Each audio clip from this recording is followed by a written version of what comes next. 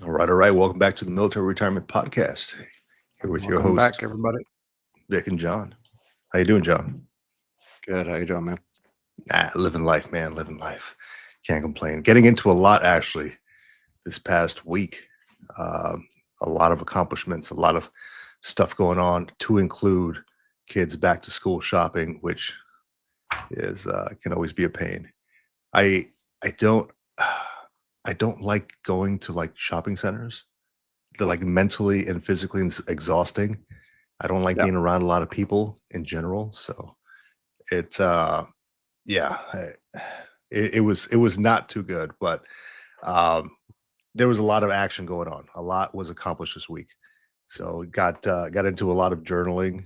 Made a short video on the Green Logbook about a 22-year habit that I have, and it's journaling. And I just bought some more little pocket journals, and this is not sponsored, but this is a cool piece of gear that I just got.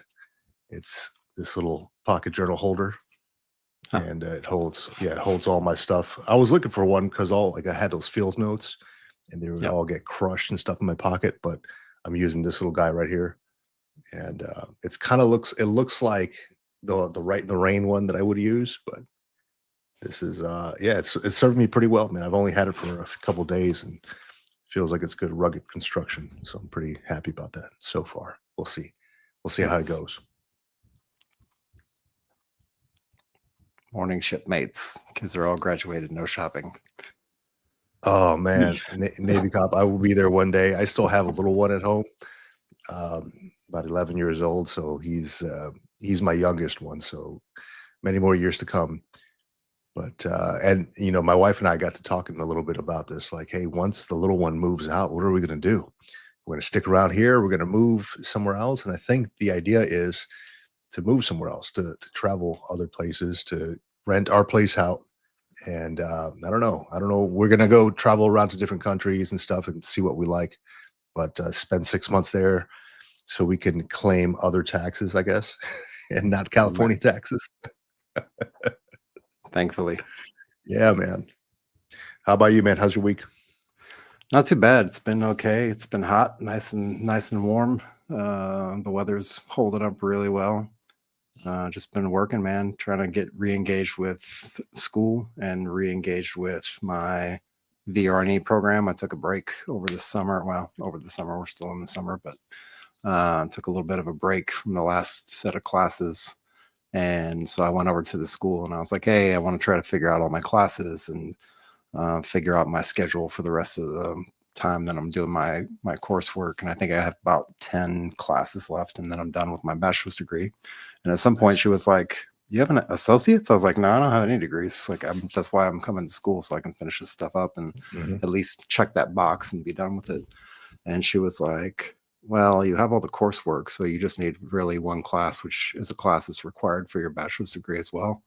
Once you take that class, then we just put in the request for the graduation, and then you get your associates, and then you continue on doing the rest of your classes and finish up with your bachelor's degree. And I was like, nice. I don't have to pay anything extra. It's like, no, just 2 birds with 1 stone, man. I like that. check the box. So yeah. So congratulations, man. That's awesome. Hitting 2 birds with 1 stone. And that's the power of it, right? You take the classes towards something, and then for somehow, some way it works out, you get associates and a bachelor's degree. So that's awesome. So yeah. my VR&E journey is kind of hitting a little bit of road bumps. So I have been completely approved for VR&E. I applied to the school, been accepted to the school, and all that good stuff. So I got a call from a counselor, or it was a separate counselor. I guess they're finalizing the paperwork. And this guy's like, hey, I got 2 start dates for you here. I got August 4th and September 4th. I'm like, yeah, it should be August 4th. It should be starting Monday, tomorrow. He's like, oh man, let's see. And it looks like you're using your GI Bill. I was like, no, using VR&E. Like, oh man, we're gonna have to get some stuff sorted out. Can I call you back next week? I'm like the day of the semester start? Sure, I guess. It doesn't look like I'm going to be starting August 4th. It looks like I'm going to be starting September 4th, which is fine, right? I'm still going to get all the stuff that comes along with that. But it's just going to be a month late. The cool thing was that my counselor, and I don't know if I brought this up before, but my counselor had mentioned when I got approved for the school, and I sent him an email. I'm like, hey, I heard something. Little bird told me something about a technology package. What do you know about this? He's like, oh yeah, you want a Windows laptop or a MacBook? I'm like, what? That like that? He's like, yeah, we just have to wait until the school starts, but Yeah. then we'll assign you one. And if you want a chair, like an office chair or something like that, so maybe something better than the one I have, he's like, you just got to get a doctor's note, and then they'll hook me up with a chair. They can do a desk, a printer, all the good stuff, right? Like the standing pad and all that. So Yep. very cool, very cool. Yeah, and it almost seems like it's kind of like what we want to touch on today, a little bit about staying in or getting out. And if you were planning on getting out and you maybe had second thoughts to stay in, and some of the reasons why. And this is probably one of those great reasons. Like, yes, VR&E is an awesome benefit. It's probably one of the best VA benefits that I can find, Oh, 100%. at least in my current state, in my current position status. But it's a little bit easier to just sign up for TA and go do classes and go to school and get things done. Of course, you have a little less money involved in that, right? It's like $4,500 or something a year, or 5,000 a year, whatever it is, capped out. But it's one of those things where going to school that we maybe take for granted while we're in uniform, and then once you get out, then you got to figure out, do I want to use the GI Bill? Do I want to save it for my kids? Do I want to use VR&E? If I do use VR&E, can I actually go to school and do the school benefits or not? Is it actually tied up in that? Because it's not actually a school benefit per se. So all of those things all together, just things to think about. And I know we push hard and try to educate people and give people the right tools and different ideas and different pathways to go when it comes to getting out of the military. But Yeah. as far as if you've made the decision and maybe changed your mind, or something happened family wise, or you had some kind of enlightening moment along the way and you were like, hey, maybe I need a little bit more time, maybe I just need to extend this thing out for a few more years. It's kind of what we want to get into today. The opposite of military retirement and transition is the choice that nobody really talks about. It's kind of the elephant in the room, right? Nobody really talks about it at transition point. Yeah. Nobody really talks about it at any of the briefings that you go to. Is like, you do have options, you do have choices. It's not necessarily like a one and done thing, right? That's right. Yeah. And you know what, John, just to talk a little bit about the education piece while you're in service. So I know we have some service members that are listening too, right? And a big thing that I've always had a problem with when I was in uniform was the level of education in the MOS course for enlisted and officers, right? Officers in my MOS would consistently go and get their master's degrees, at whatever university, or, the, what's the other one? The one in Charlottesville, the University of Virginia or whatever that they'd always go to because they had a law program attached to that. They'd consistently go and get their master's degrees in whatever, national intelligence, or doesn't matter. Where was the enlisted education track? It was always like TAD here, TAD there, professional military education. And that was a big push that we try to do. Like, hey, a lot of times when they were trying to get their education, they'd have to use their GI Bill to use it. If it was more than the TA, right? If it was more than 4,500 a year, or 250 per semester, per semester hour, they'd have to use your GI Bill, which should not have been a thing. So I don't know if they're going to be expanding on that or doing something with that, but all that to say, continue learning in any which way possible. Continue your education while you're in uniform, especially while you're in uniform, because it will serve you well when you get out. And I hope that the folks in uniform are like making changes to the enlisted side versus the officer side, because there was a big difference there. I just didn't like it. Like I went from enlisted to officer, and I'm like, okay, well, there's a ton of opportunities now. Why aren't these offered to enlisted? Yeah, it's a great question. That's something a group of sergeant majors and E9s can get together and kind of hash out, like, really honestly, at the end of the day, those are the folks that should be should really be Yeah, addressing that. And hopefully there's some out there listening and maybe are addressing that. But yeah, you're 100% correct. And they've even got things like the war college and things like that for the that's right. Army, where you can go and then you just walk away with a degree basically at the end of it. Yeah, and I completely get, like, hey, like the first mission of the Army Marine Corps. I mean, I don't know the exact mission of the Army, but the Marine Corps is to be a rifleman, right? To fight battles, win wars, etc. It's not to go get civilian education, and they'd always harp on that when I was younger in uniform. Um, they want to see, like, on promotion boards, they don't want to see particularly the civilian education side. That's a nice to have. They want to see professional military education. Did you go to the corporal's course, sergeant's course, advanced course, staff academy, things like that? And I'm like, yeah, that's all well and good, but what about, like, self-education or civilian education? It's a big thing. But yeah, you're right. Yeah, a bunch of sergeants major need to come up and talk about that. Whether or not it's going to happen, I don't know, but hopefully it does. Yeah, and I think the precedence may be because of the fact that to be an officer, you kind of have to have a degree or be on track to get a degree before you get pinned That's right. your officer rank. So maybe they just kind of continue that on. Maybe that's kind of part of it, because you don't really need that to be an enlisted member. It does help out when you come in the service. If you do have college credits where you have a degree already, then you can bump up to like a E3, E4, E5 automatically, pretty much. Right. Which definitely helps out if you're trying to go down that path and like fast track to E8, E9.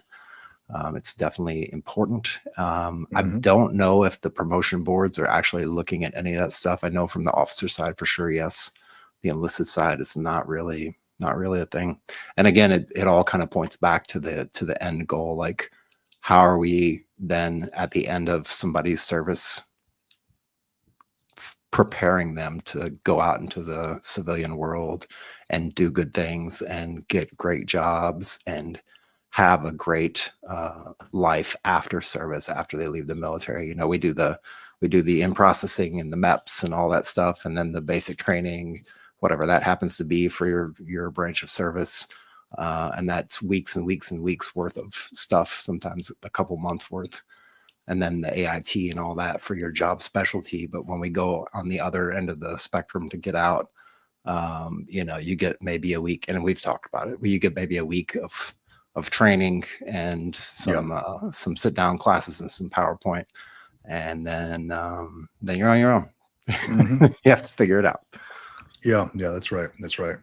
So it's definitely lacking, and if I can get my foot in there and help out with some educational pieces, I would. But there's a big block there to allow anybody to come and talk to anybody who is transitioning out. So the gatekeepers per se. So that is what it is. One day I'll make my way in there. I'll bust through those walls. Yeah. So I recently joined a group here locally, and one of the people in the group I connected with immediately was this former recon Marine.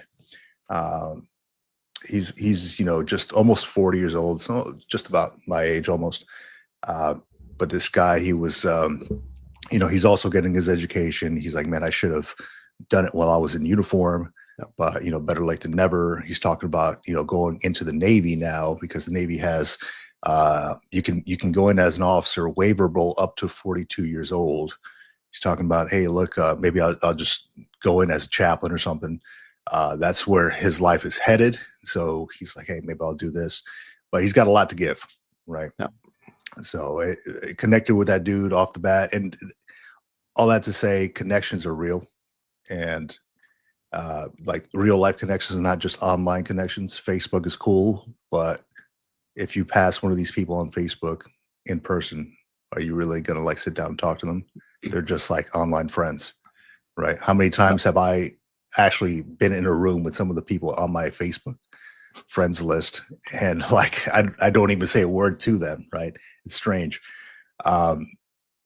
But yeah, connections are real, man. And in this group, there's I'm in there. There's a couple other military dudes. There's a former Navy SEAL that's in there, a recon Marine that's in there, a couple other Marines, but they're doing like these outings that are coming up, and I'm like, hey, I'd like to jump in on that.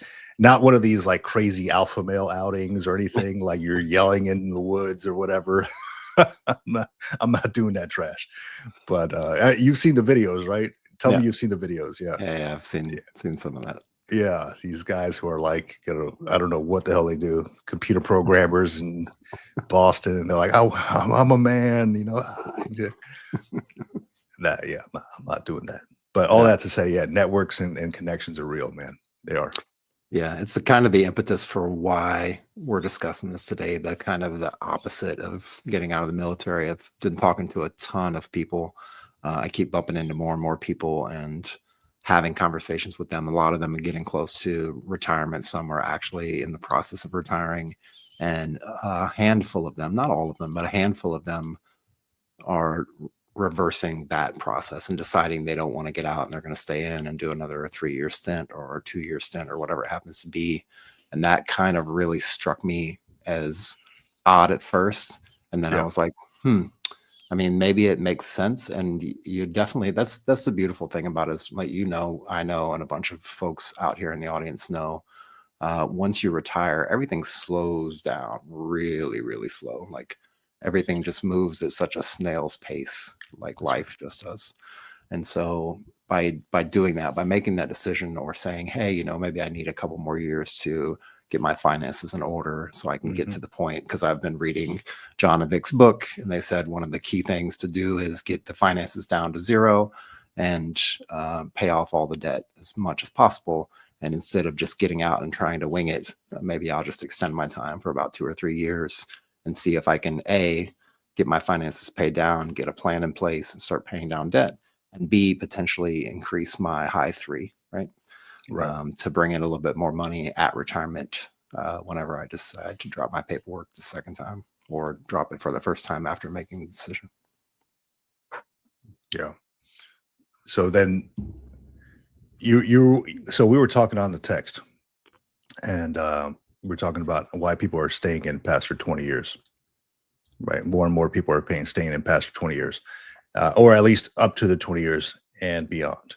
Right. And funny enough, when we were talking about that via text, I was watching on YouTube Live a friend of mine retiring at the same time. So it was nice to see, shout out to Eric. He retired, I think, in 20 years now, and wish I could have made it out there, buddy. But it was great to see that. I retired from the Marine Corps. They gave him this cool brand. It was like a cattle brand as a going away gift, right? With the insignia, the Union insignia and all that. It's pretty cool. But yeah, as I talk to folks, I think I agree with you, man. As I talk to folks, more and more people are staying in towards the end of their career. Less and less are getting out, I think, right off the bat after 4 years, at least the ones that I talk to, right? Or the ones that you've talked to. And a lot of it has to do with the economy. A lot of it has to do with the job prospects as they get out. Maybe the education piece. That's what kept me going. I kept, re-enlisting because I wanted to finish my associates and bachelor's, and then the officer thing came through, and I'm like, okay, well, I'll go this way then. And after a while, it's like, okay, well, I can't leave. It'd be silly if I leave now, at whatever 11 to once you hit that, get over that hill at 10 years. But yeah, it's a lot of folks I talk to just, they want to stay in longer. They look at like the cost of things now. A lot of folks who want to, I've talked to folks on Facebook, on the Messenger, because I put it out there on different pages, different groups. Hey, look, we run the Military Retirement Podcast. I run the Green Logbook, and we want to talk to veterans and hear their real stories of successes and failures, and how you wipe yourself off and get back up, and how resilient you've been in your career, your transition, etc. And a lot of them have the same story. Like, hey, look, I wish I would have stayed in because things are super expensive now. I want to move my family here, but costs are rising.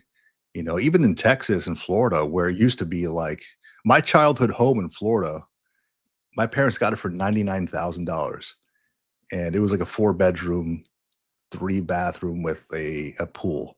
Right. You can't find that anymore. No. You're not finding that anymore.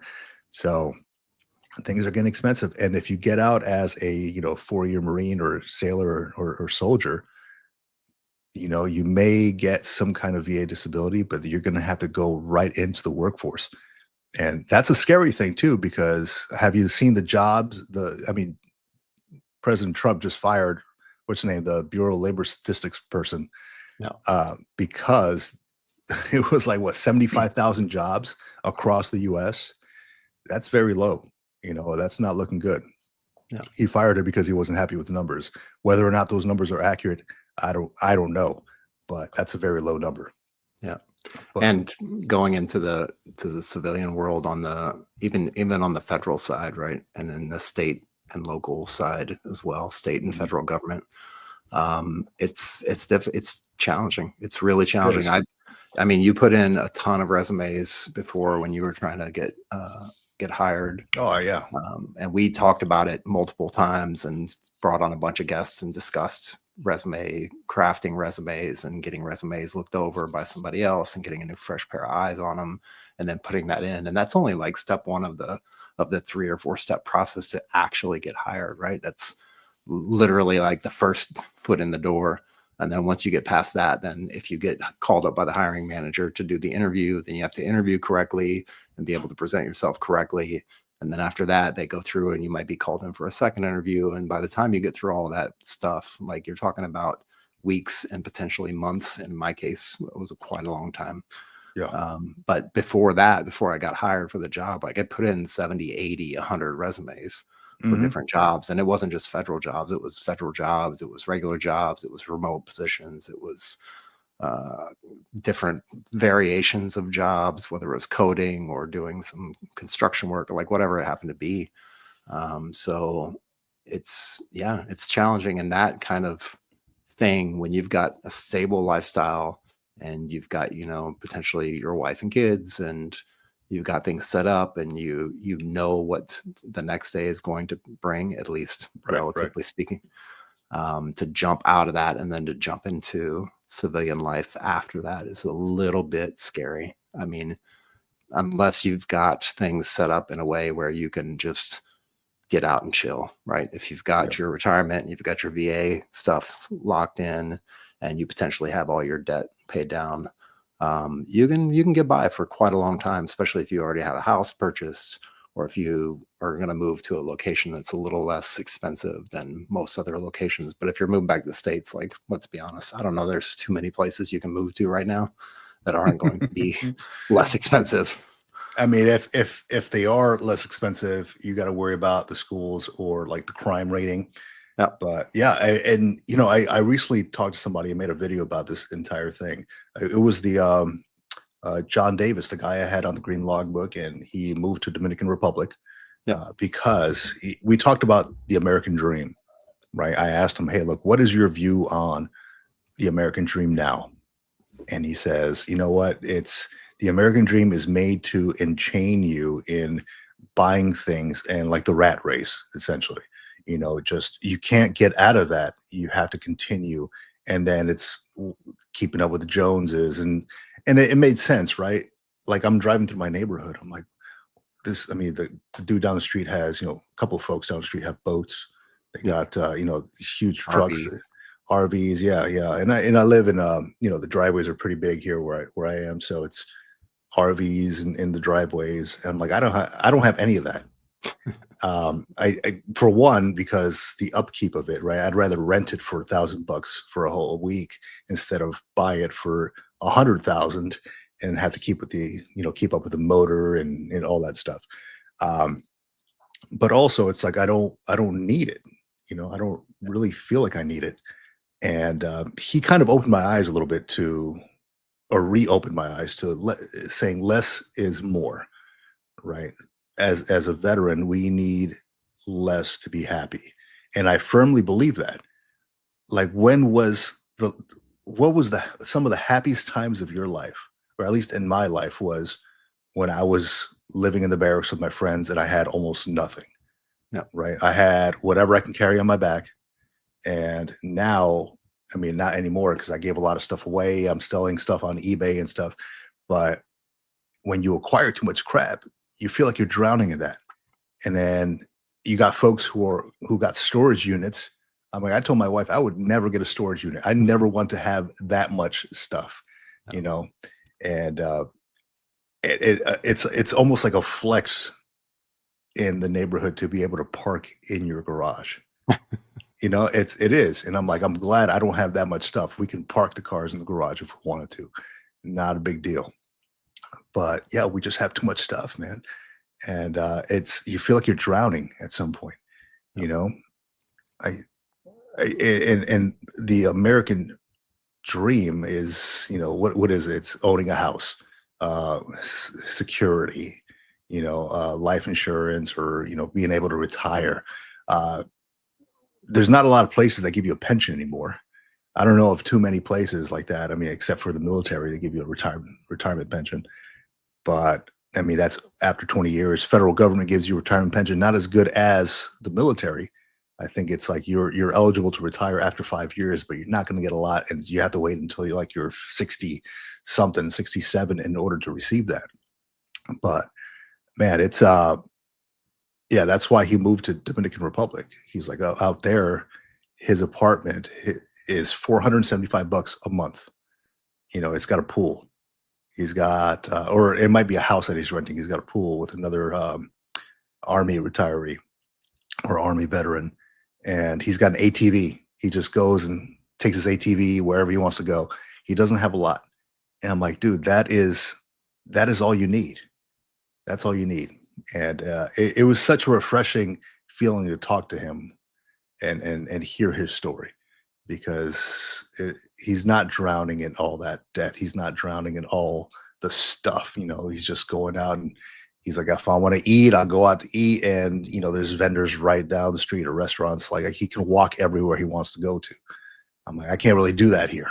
Now, I'm not trying to compare myself with him, but it's a reality of stuff, man. It's hard to make it as a veteran in the US. It really is, if you don't set yourself up the right way. Yeah. Yeah. And even where I'm at, like I kind of set things up to be in the position where I'm at, in the place where I'm at, and at the price point that I'm at. And it really, even if the job went away, right? I think even with my retirement pay, with my not 100% VA disability, I could still survive really, really well, and not survive like we're eating beans and rice and, ramen noodles and drinking tap water, which sounds, it all sounds delicious, by the way. I'm hungry. I haven't had breakfast yet. You need to start having ramen noodles for the interviews. No way. That would be sick. I would like to do that with MREs. That would be actually pretty awesome. You want to have an MRE live on the show? You want to eat an MRE? MRE interviews, kind of like hot ones, but with MREs and no hot sauce. We'll do a challenge, an MREs for a week, but you cannot use the bathroom. That's the challenge. Yeah, but yeah, I agree 100%. Like, I think there's still places in America where you can go and you can be close to, and it's very rural, probably rural America. There's a lot of places where you can be within walking distance, depending on if you get a house in the middle of town. There's still a lot of places like that across America. I just feel like where I'm at now, like I can do the same. I can literally just go walk to the store, grab some stuff if I need to, or take the scooter or whatever. I don't take the car as much as I can, so I can just go and park and do what I need to do and get through traffic. But at the same time, it's like, if we want to cook, we cook. If we don't want to cook and we just want to go out and have a date night, or just go out and eat because we don't feel like cooking and washing dishes, like, we could just go out and eat, and it's not like ridiculously expensive. I mean, it depends where you go, but you can go out and get a nice meal for, $30-$40 for the two of us, and that's everything included. Yeah. So it's really nice to have those options and have that. And it wouldn't be possible if it wasn't for the military retirement check, and B, being in the right location, C, just the cost of living where I'm at is really, really low. And it kind of puts me in this place where I can move around, do what I want to do. And it also forces me every time I think about, hey, I should get this thing, or hey, I should buy this thing or do this thing. I really think hard about it as far as collecting stuff. Like I collect a few things. You can see I have a multitude of trinkets behind me. But that's all stuff that I'm really, really, really into, whether it's guitars or whatever. And everything else is just kind of as it sits, just get rid of it and just kind of push it out the door, or give it away, or sell it, or like whatever, and make room for other things, more important things. Yeah. So I have this rule that I go by. If I'm going to bring something in the house, I'm going to take something out of the house, so as to not drown myself, right? So I just got this leather couch yesterday, this little leather sofa. And I found it at a thrift shop. I saw it there. I'm like, holy crap, this is exactly what I'm looking for. It's one of those like lounge smoking chairs or whatever. I don't smoke, and I'm not going to smoke in my house, right? But that's what it looks like. And I do read a lot, so that's like a reading corner there. Exactly what I was looking for. I had another chair there. I'm like, you know what? This thing needs to go. Let's put it on Facebook Marketplace or whatever. I sell a lot of stuff on eBay, dude. Like, I got put on this like maybe 2 years ago. I just started like selling all my stuff on eBay. People started buying it. A lot of like military memorabilia. Yep. To the point where I became like a top rated seller on eBay, which was like amazing. I was like, no way, this is like 100% rating, top rated seller. And so I started looking at more stuff like, hey, where else? It became another source of income. And that right there is eBay is a big moneymaker. So I tell folks, man, if you're gonna get out, don't rely on just your retirement. Look at other ways you can make money. If it means that you're getting education to get like a federal position or get another job, do that. But also don't discount like doing your own thing. Like I've made some choices in my life, investment choices and financial choices that has helped me out. And again, I was just talking to John here. I was telling him, or John Davis, the other guy. In reality, like I don't know if I actually need to work, but I'm applying to places in order to be able to get out of the house and do something and talk to people, right? Because I'm at home a lot. I do work from home sometimes, but teleworking or working from home, remote working is not as cool as you think it is, because you isolate yourself from the world if you don't physically get out there, like make it a point to get out there and talk to people. Yeah. So I have been applying to places. I applied to a local university here and to be their veteran service director. And I went through 2 interviews with that. And hopefully, I get a call back. Showed up in my monkey suit and all that stuff, and just, with my tie and all that. Couldn't even button the top button, man. I retired and I like gained like 30 pounds. I'm like, oh shit, my shirt doesn't even close anymore, man. I had to like put my tie up tight. But dude, I got like a 19-inch neck or something, dude. I don't know. Wow. It won't close. But yeah, I wore that, and then I went through 2 interviews. And I physically went in there to the actual center in my regular clothes, not a suit or anything, just to talk to these folks, see what the morale was like. Hey, what do you all actually need here? Like, what's it like working here? And they're asking, the one lady, the supervisor lady there, she's like, why all the questions, sir? I'm like, well, for one, I'm interested in how everything's going here as a fellow veteran. But for 2, to be completely honest and upfront, I recently applied to the position to be your boss.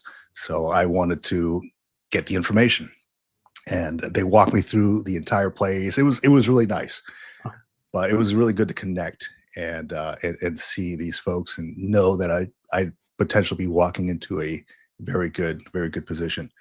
But yeah, the experience, the education, all that stuff I firmly believe got me into that second interview. I would have never got into that first interview if I didn't have that.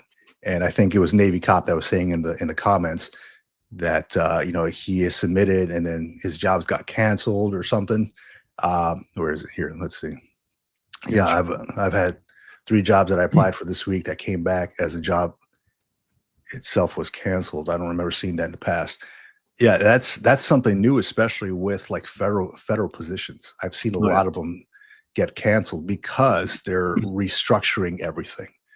Right. When I left my federal position, when I took the DRP, that one position, they'd have to, it was gone. It was completely gone. So they couldn't rehire somebody in my old position. So it was like there were, for every 4 people that are leaving, 1 position is available. Yep. So it was, I can't recall if those are the actual numbers, but that's something to that effect. But yeah, and all these positions that you may have applied for months ago due to the restructuring are gone now. They don't exist. That's probably a reason why they're being canceled. Navy cop. Yeah. Yeah, and that's, I mean, it's good or bad. The first couple positions that I applied for over here, and they got pulled down, and I didn't even realize it because I don't go and check it like every single day. And I guess you kind of have to if you want to stay on top of it. It's almost like watching a stock ticker, and I really don't like that kind of behavior. But yeah, in myself, the positions, they drop them because they have to restructure the position or rewrite the position, or they didn't put something in there that they were supposed to put in there, and they have to pull it and then repost it, and you have to reapply for the position. I've seen that many times as well with a bunch of positions that I applied for. Have you ever applied via ZipRecruiter? I have not. I know you had mentioned it before. Let me tell you, man, I've applied to like 4 different positions like months and months ago, and I'm still getting emails saying, hey, like this job is open. This job is open. Why don't you apply? I'm like, dude, I have. And I thought, they keep pushing back like the close date. No. So like I never hear anything back. I'm on the fence about this because I don't know if this is like a legit thing. I've never used ZipRecruiter before, and I know they're like a big company, except for these 4 times that I applied. It just came across my desk, right? I was like, or my email. I'm like, they're hiring for this. Exactly what I know how to do. Let me put my stuff in there. And then I go to the company's website, but there's no jobs available or no job openings or postings for that specific job. So I'm like, what the hell is happening here? Like something's not lining up. Yeah. I didn't put my social security number or anything, so I'm good.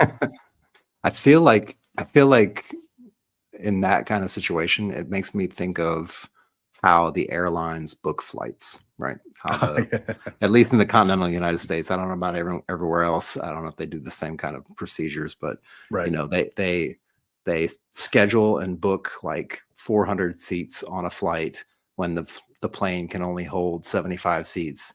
And then, they have a ratio of how many people are actually going to show up to the airport. And then if they have an overage of people, then they just give them vouchers and put them on the next flight or whatever, reschedule them.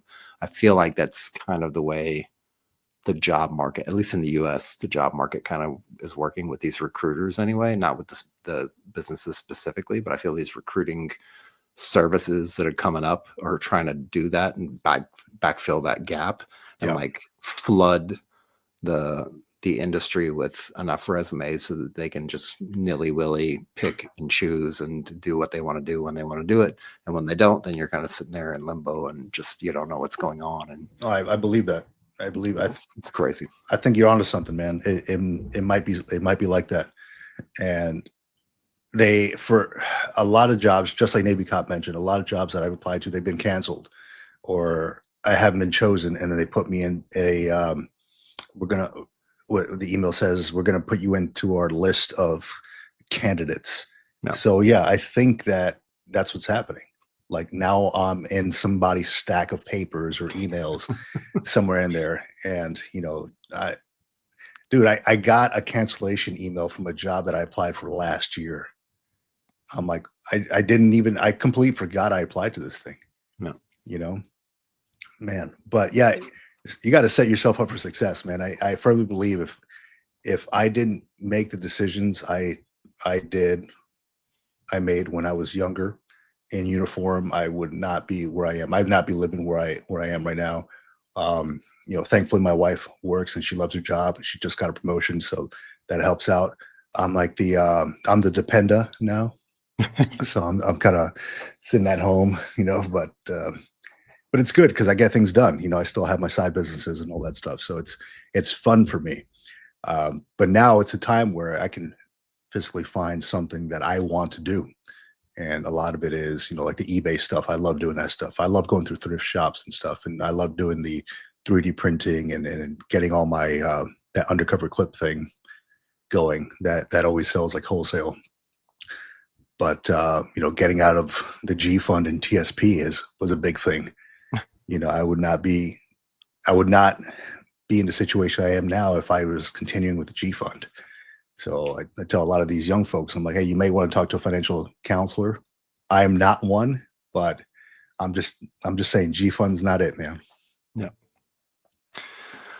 Yeah. And that's the cost of living and the inflation ties all back into that. The investing for sure. If you're in uniform, if you're in service and you're not putting money away, like baseline, put the money into the TSP, right, to begin with. Yeah. Oh, because a lot of people don't do that. Especially BRS, it's matching now. It's free money. Yeah. Free money for sure. And I'm glad they kind of did that. I wish they would did that with the TSP, but it is what it is. But yeah, the first step is like put the money in there and put it aside.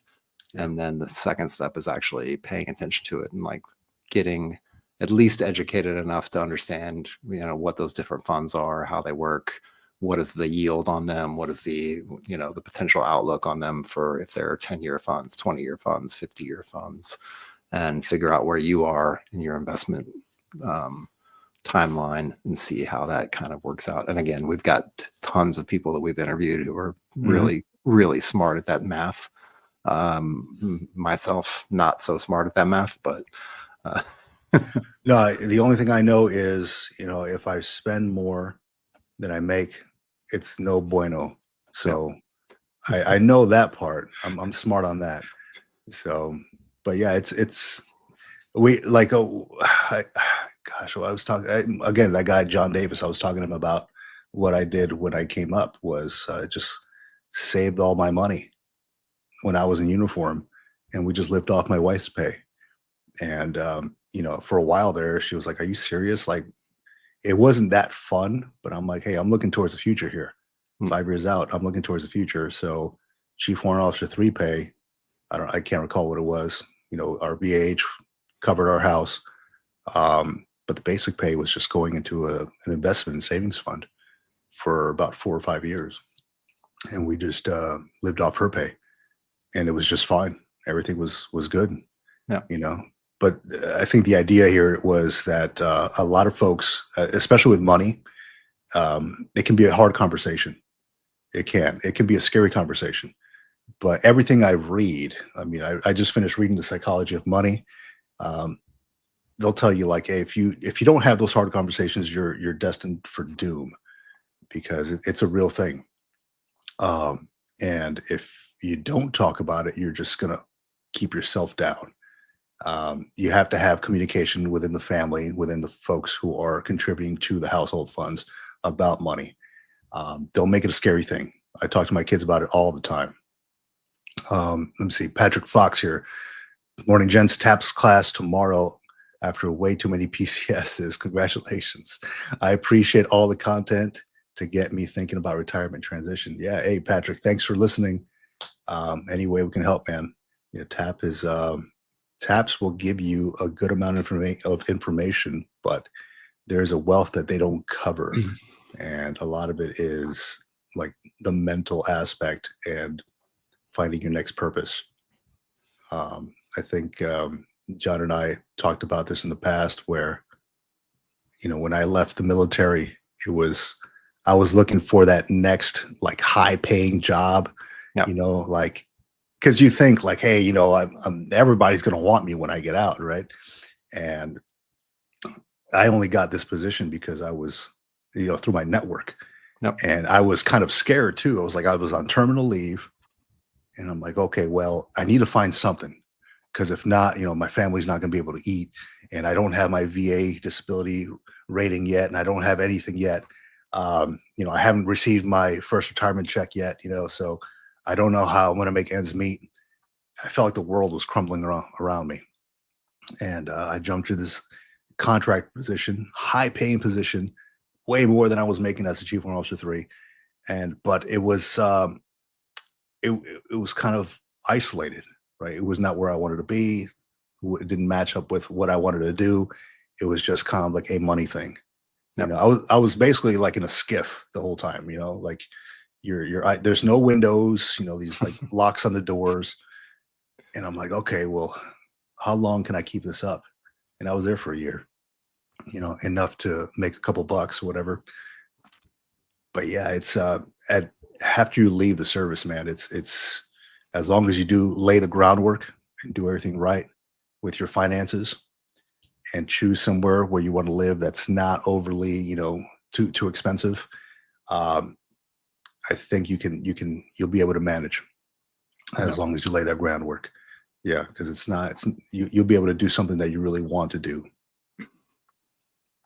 Should go pick up an audio recorder and take it with you to the class and just sit it on the desk and record the sessions as they're going on, so you can go back and take that audio and then throw it into ChatGPT and have it summarize it for you and give you the bullet points. It's a good idea. Leverage AI. I like that, John. Yes. Damn it, man. You're always on the ball, dude. AI is the thing.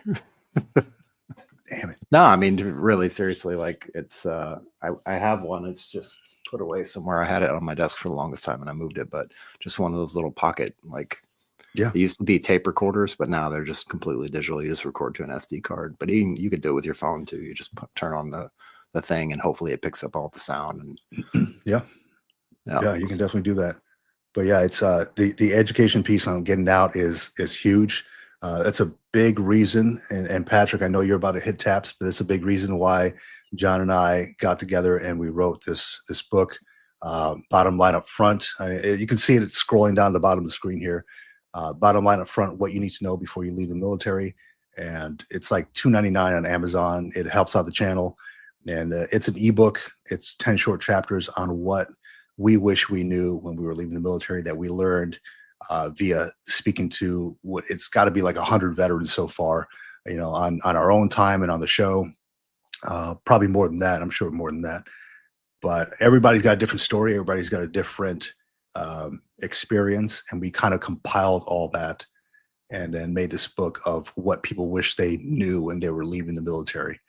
I can't really speak to like taxes and all that stuff. That's something you're going to have to get with a financial advisor. That's something that really opened my eyes because I stayed in California. I'm from Florida and I never had to pay state tax. And then I stayed in California and then now I have to pay state tax. And it was really eye-opening. And then we bought this home. We have to pay supplemental taxes. So they'll always get you some way, somehow. And that could be something that we add on to our volume 2 later on down the road. Yeah. Probably get with like a tax expert and just kind of word it the right way. And I think they've actually added, because it was just Florida, Texas, and South Dakota.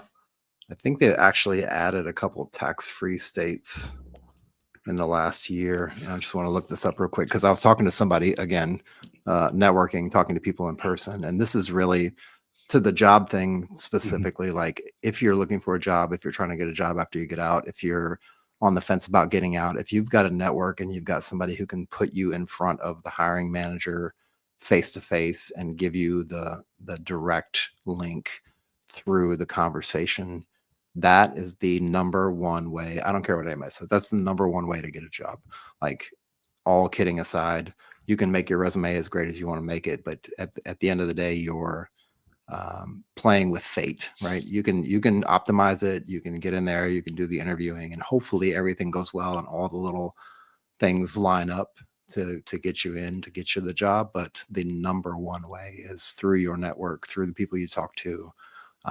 Because those are the people who are going to recommend you firsthand to somebody else who's in the company to get you a potential opening, a potential conversation at the table, to be able to then get a job. Because if not, then what? You're just a name and a stack of papers. Yep. In an email box, or what what I like to do is go straight to like the position or the organization, and to kind of introduce myself as, if they're local. And that's what I did with this one at the university. I just went over there and shook hands and like, hey, that way I'm in their mind.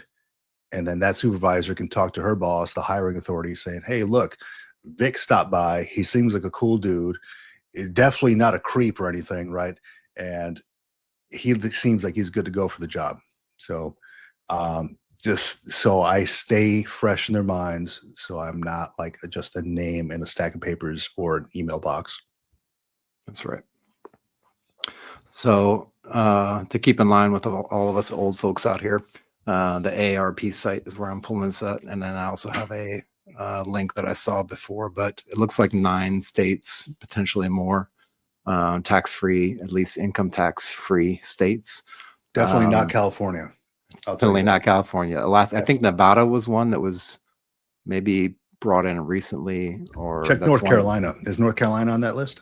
No. South Dakota, Tennessee, Texas, Washington, Wyoming, New Hampshire is a great state, Nevada, Florida, and Alaska.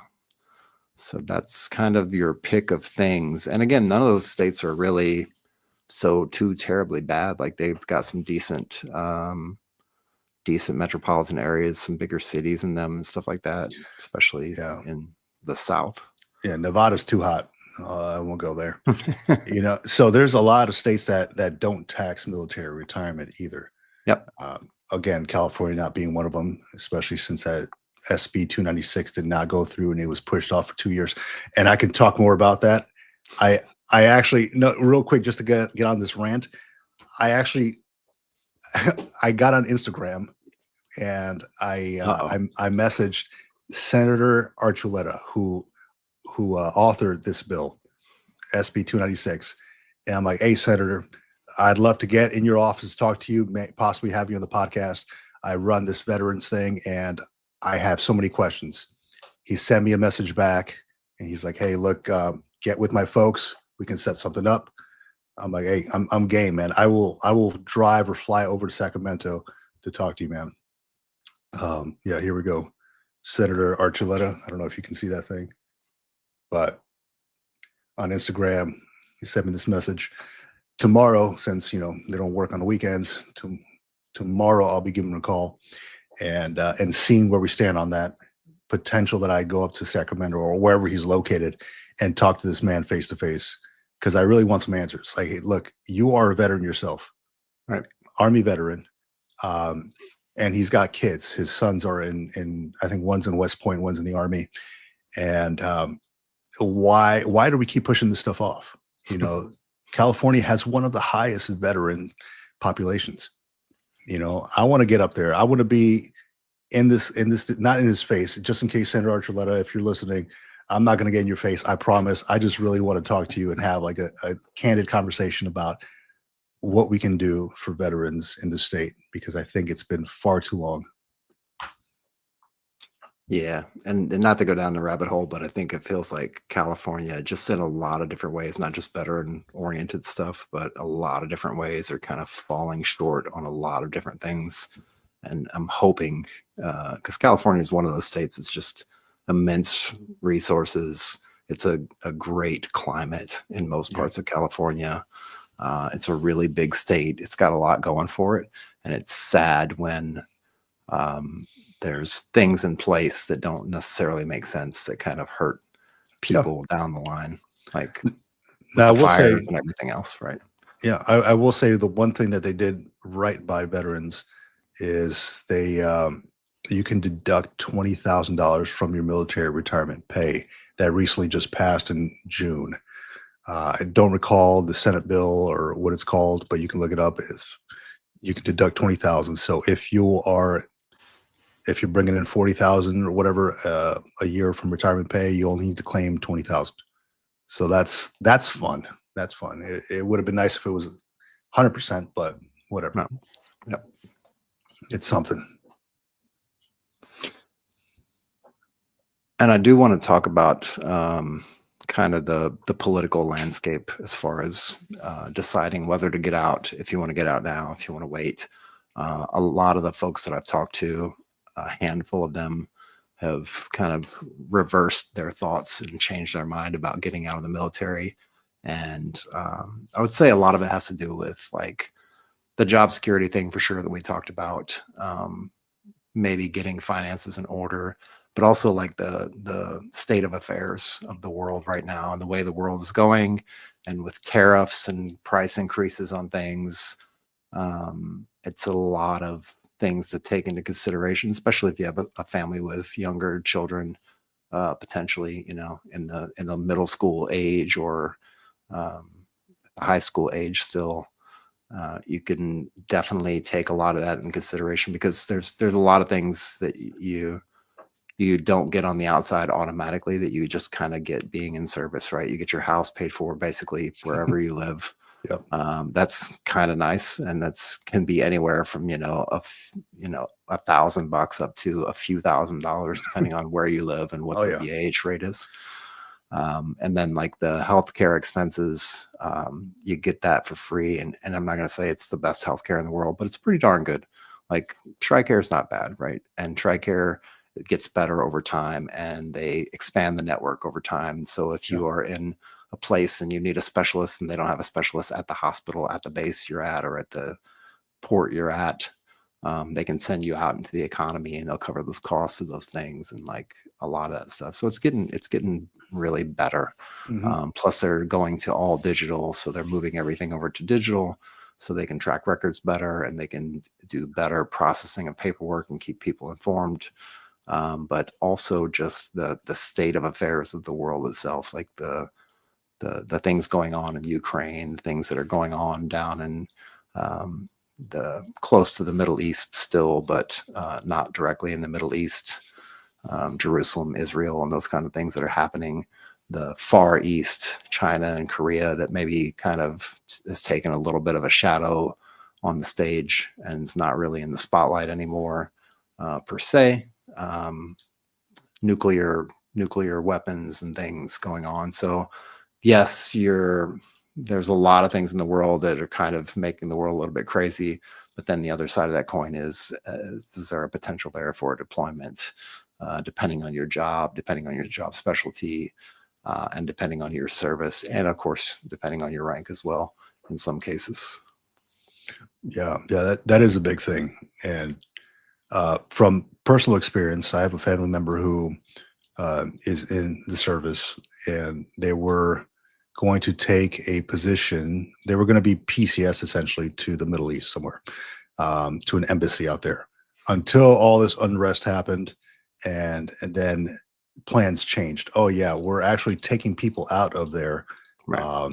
So yeah, you're not going to do that anymore.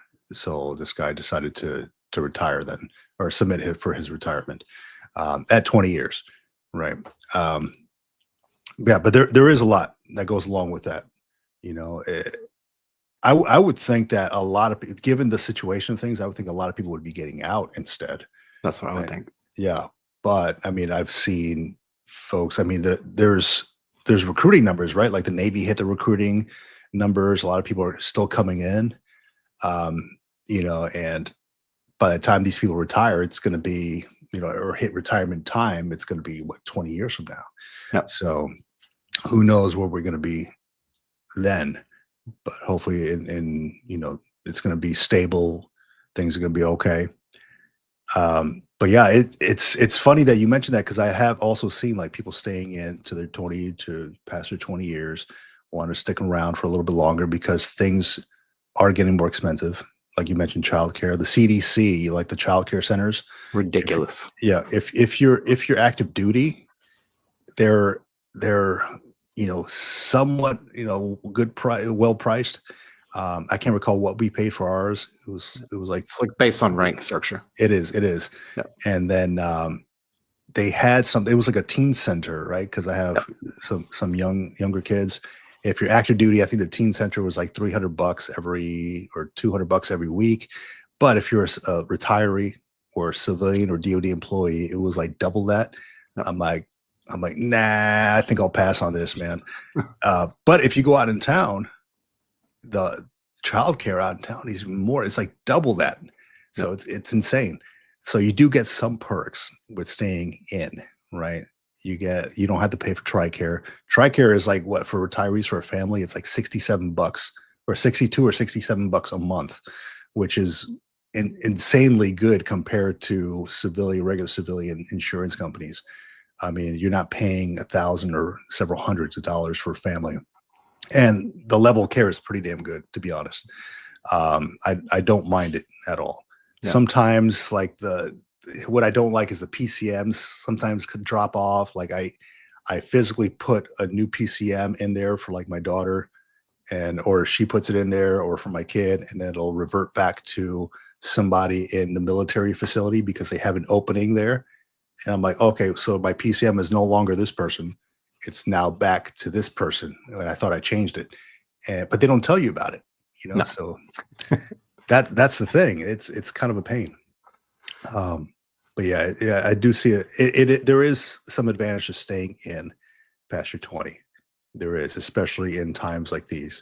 The bad thing is you may be deployed. You may go somewhere where you don't want to go, so you're more time away from your family.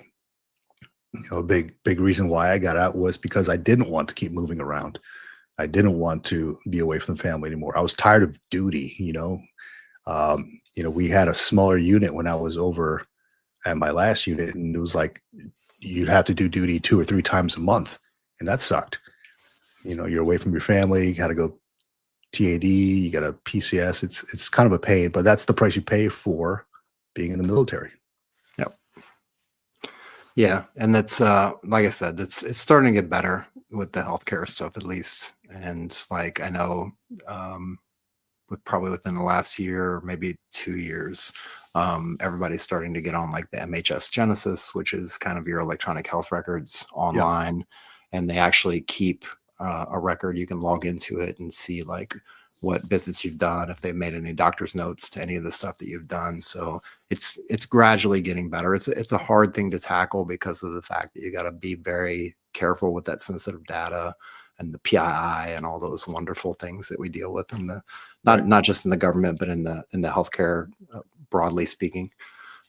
So they've kind of got to try to figure that out, and they've kind of got to figure that in a way where they have the right contractors in place, where they've set up the right contract vehicles to make that happen and have durability for the long term to be able to use it. And that's kind of one of the things that we have to deal with being in the government, is figuring out that pathway. And as we know, like the Department of Government Efficiency went through and sliced a lot of things out, and they find things that are kind of lingering in the backdrop. And some of those cases, it's these programs that are put in place to take care and make things easier for us, but they're like charging the government 7 and 10 and 15 times what it's actually worth.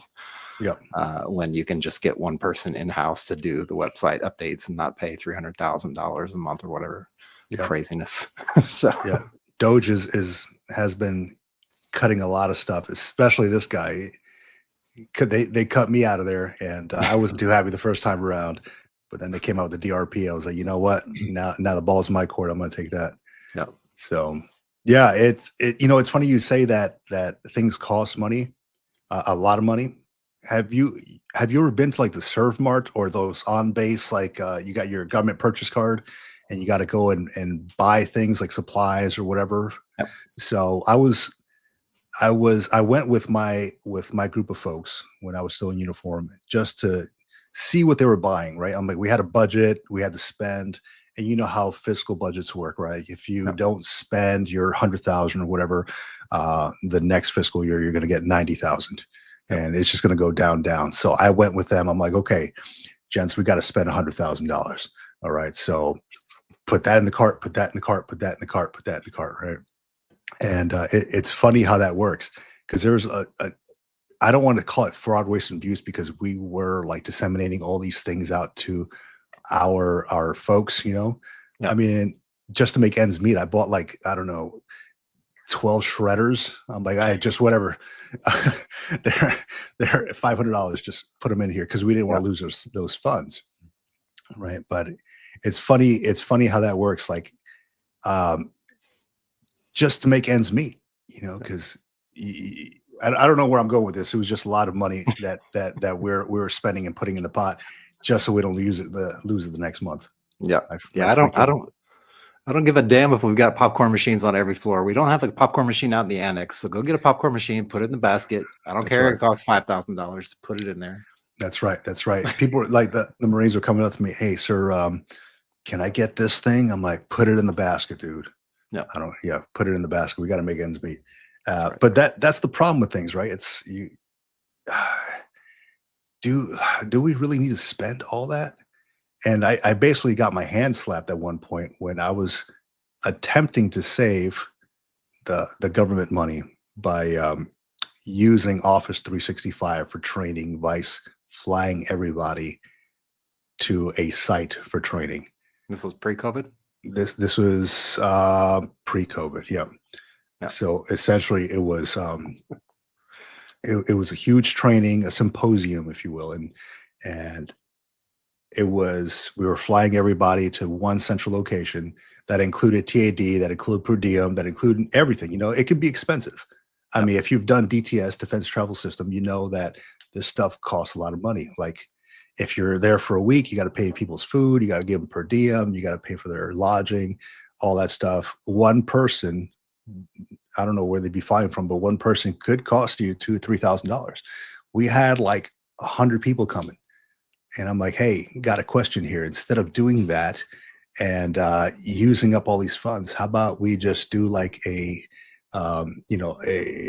MS Teams type of training? We already have it set up.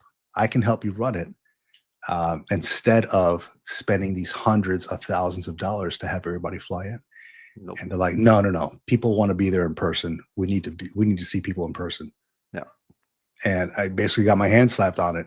And like I was a chief officer too at the time. I was like, I thought we were trying to save money. And then that's when I got sat down. They're like, if we don't spend this, we won't have this money for next year.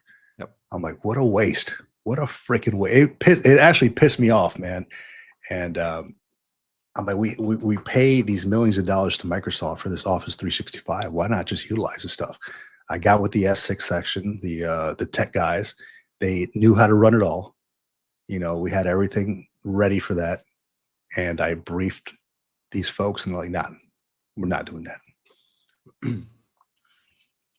I want to address this question. I think it's a really great question. Right. And Big Red. Thank you, Big Red, for bringing it up. I appreciate that. You are 1,000% correct. Now, we've talked about it on the show a couple of times. I know there's the thing at the UCLA where the government is buying back the property there so they can do some VA related housing. Yeah. So what that is I can't recall the name of the school. It's a preparatory school that has been using a big portion of this land that was allotted for Veterans Affairs in Los Angeles.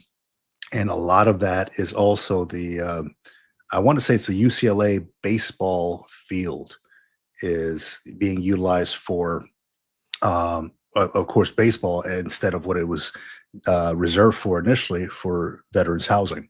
Now they're restructuring all that stuff and building an entire veterans complex there, which is great. I completely plan on going up there. LA is only 2 or 3 hours away, and actually checking it out when they finish the entire project because it's huge.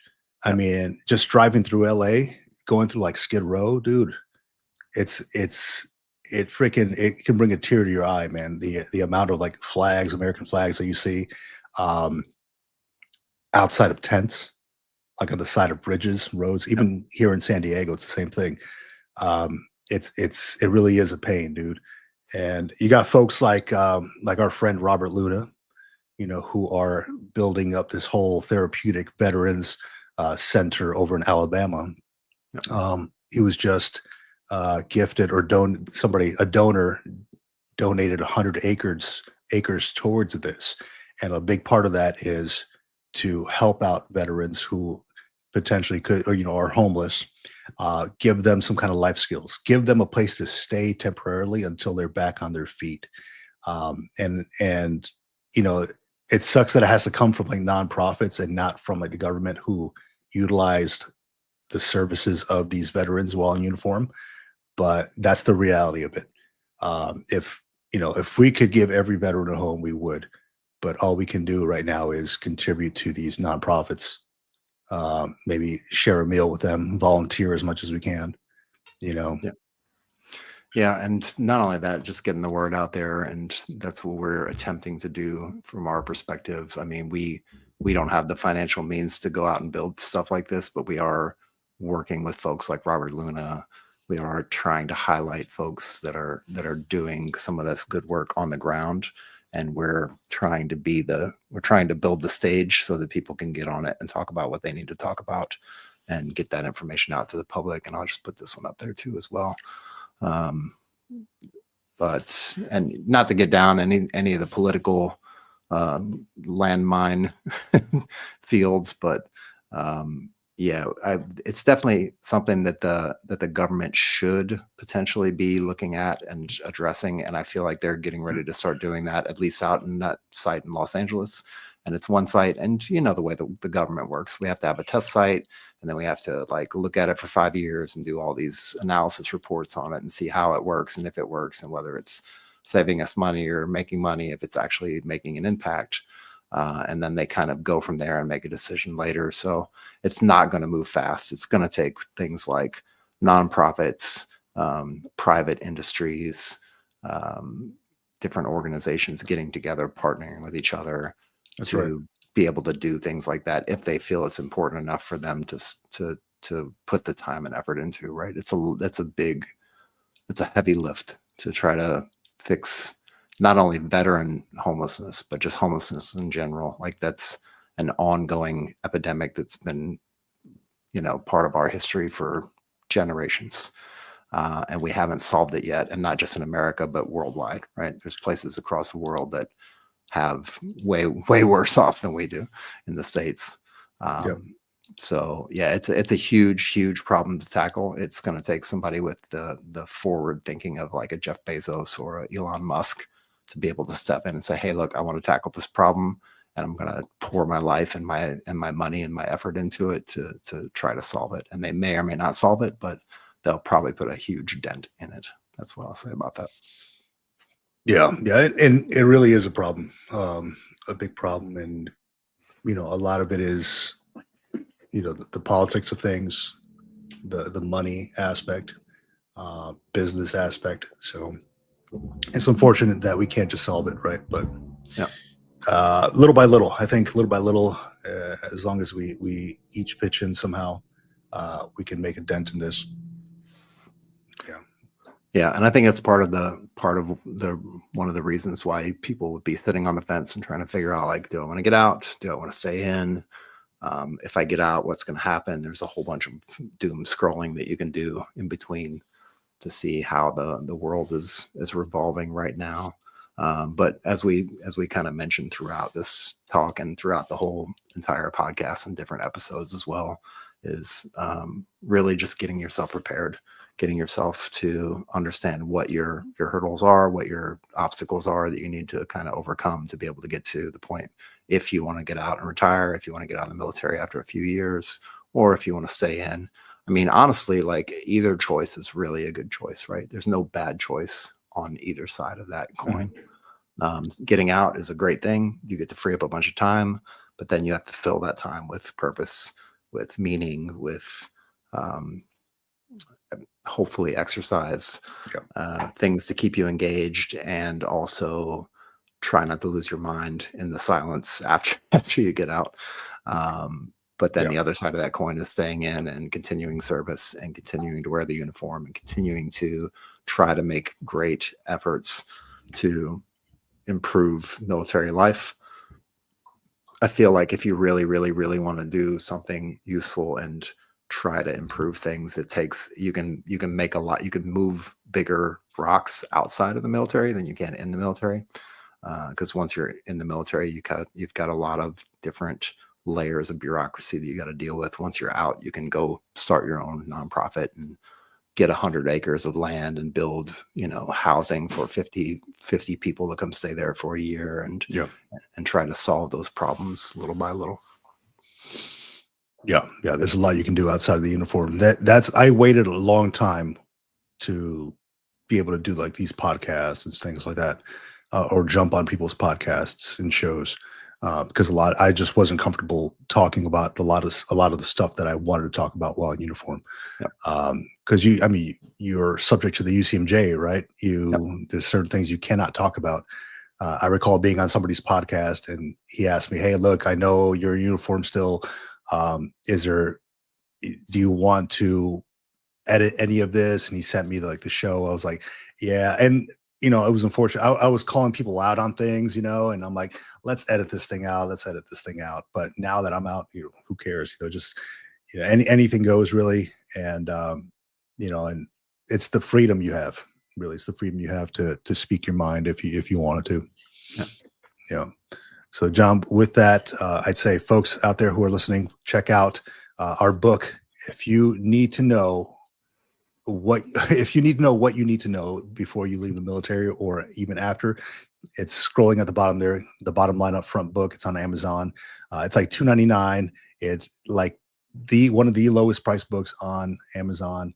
It's an ebook, and it kind of gives you everything you need to know that me and John wish we knew when we were leaving the military. So bottom line up front, get that, support the podcast, support the show. All the proceeds go to helping out to lower costs on all the services that we use, all the software and stuff.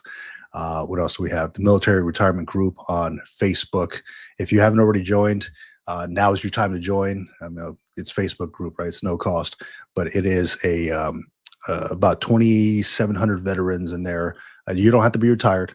You can be a veteran. Doesn't matter if you did 4 years or 40 years, but just a bunch of folks with good questions, a bunch of great files in the files tab, for anybody out there looking for any kind of meaning, purpose, passion, their next mission in life, questions on, the COLA trap, TSP, anything like that. The Military Retirement Group, we run that. Yeah, I think we just hit 2,700 folks on there. So awesome. A lot of good stuff. What else we got here? You can find me. I got my own channel called The Green Logbook. I'm on there. I'm just talking about stuff after the military, things I'm encountering. It's my own personal channel, my own personal journal on life after the military. So you can catch me on there. Wednesdays, I do like my walk and talks where I'm just speaking my mind on things that are going on in the veteran community and in my life. So there you go, The Green Logbook. What else do we have there, John? We got anything else I'm missing? Yeah, one final thing. If you're what we like to do is get together with folks, not only to help military folks out, but as someone had mentioned about helping out homelessness and helping out different things in different ways that we feel are important. And we are part of the Team Water. If you haven't heard about it, it is a organization that's trying to provide clean drinking water to, I think it's 2 million people around the world. And we will be, hopefully, I've been trying to put together some videos for it and put out some content for it, but haven't got to that yet because I've just been kind of busy and overwhelmed with stuff. But we are definitely supporting Team Water, and we are trying to help with the cause of raising some money, $40 million, to help provide 2 million people with clean water. It's essentially $1 donation to Team Water provides water to one person for a whole entire year. And these are in remote parts of the world where they don't have access to clean water. It's very, very scarce resource, even though the earth is covered with 70% water. You've still got a ton of people out there, millions and millions of people out there who don't have access to clean drinking water. So this is kind of one of those things where we want to look at and start with and get down that path, and maybe we can hit homelessness along the way eventually and see where that goes. And John, one of the last things too is if you could, I don't know if they're still looking for nominations, but if you want to pull up the thing for the nominating the Military Retirement Podcast under Parade Deck. Yep. So anybody out there still listening, we're in the running for one of the top veteran podcasts on the online. So if you can shoot over a I guess a vote on here, John's going to pull it up. Yeah, vote for us on the Veteran Podcast Awards. Let's see, can we share a link to this thing so folks can click on that? Yeah, we can stick it in the comments. In the comments, I don't have the link readily available, but yeah, we can stick it up there in the comments or put it in the. Oh yeah, just copy the link up top and just share it in the comments. Sure, because it has a vote button on there. Ah, yeah, indeed. Yeah. So you just have to log in through ID verifier, all that stuff, and then vote for us. It would be greatly appreciated. We really do this from the heart. We really want to help out our fellow veterans and see you all succeed. So it would definitely help us out. And real quick, this was funny. Shout out to Stephen. I just retired with 22 years on 1 July, still trying to tell myself that I can go past 250 miles without command. Oh shit. Without command approval. Yeah, that's a real thing. Hey, I need you to go outside. I need to inspect your vehicle, Stephen, before you go. I need to make sure your headlights work and all that stuff. So yeah. And then I got to do a risk assessment worksheet as well. Get off my grass. That's it. All right. So with that, John, I think that concludes the podcast. Thank you all for listening to the Military Retirement Podcast. You can catch us everywhere: Amazon, Facebook, Instagram, all those places. Thank you all for watching, and comment below if you want to hear something different or new next episode. Appreciate you. Out here.